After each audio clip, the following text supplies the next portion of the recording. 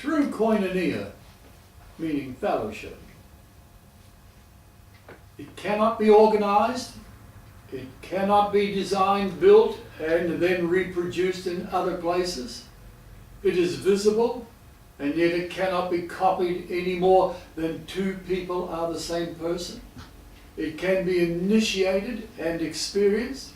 It is perfectly demonstrated in the unified Godhead, Father, Son, and Holy Spirit. It's a unity of relationship. It commences when we are born into the family of God the Father. It exists when two or three people are gathered together in His name. It can exist in any environment.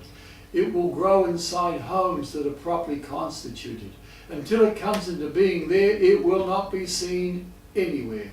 It will be tested and tried in the home more than any other place.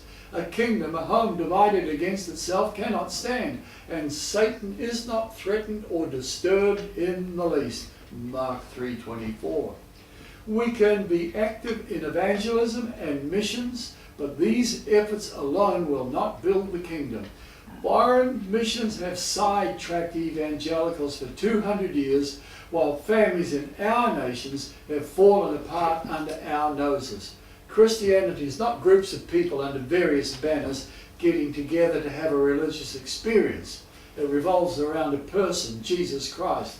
He is the message of the gospel. He alone brings us into relationship with His Father and one another. We claim that the gospel we preach, of which there are many, will bring them to right relationship with God through Jesus Christ His Son and get them to heaven when they die. We promise it will give them righteousness, peace and joy, and then fail to demonstrate it. Jesus said, I do not pray for the world, but for those whom you have given me, for they are yours.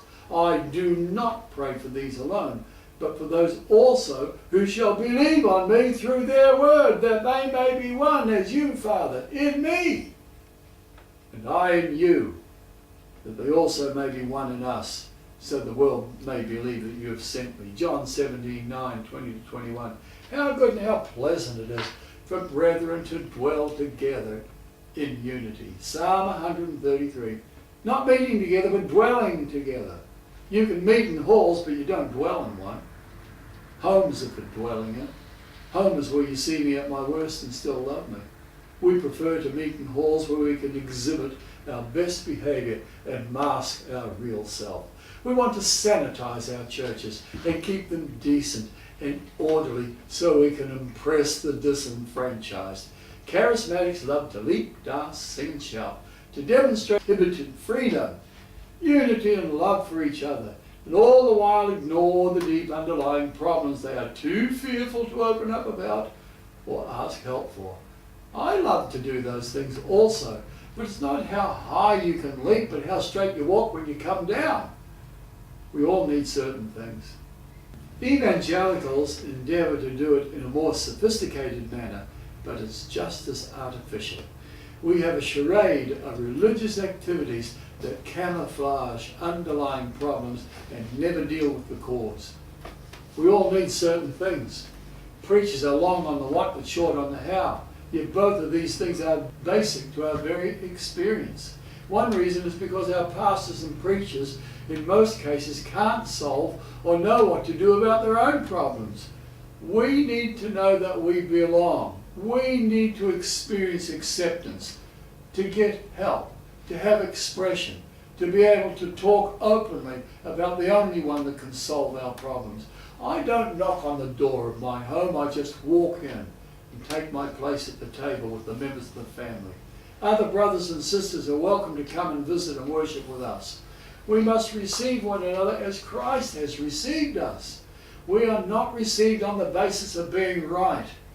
We are accepted of God for Christ's sake. Not on the basis of what we have accomplished. Not on the basis of what we failed to do. Not on the basis of whom we are or what we believe, but what we have freely received. Who made you to differ? What have you got you didn't receive? The key in the family is parents, father and mother coming together in unity.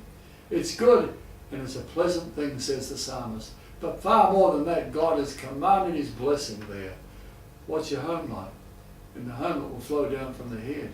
This unity is like ointment with healing properties. It settles like dew does on a calm night. You go to bed at night, when you wake up in the morning, it's still there. You can't hear it. It just descends upon it. Often we are guilty of running about seeking a blessing, the spectacular. So off we go to who knows where. There's been so many Meccas in the past decade that one hardly knows where to begin. Esau got a blessing, but Jacob got the blessing, which was like forevermore.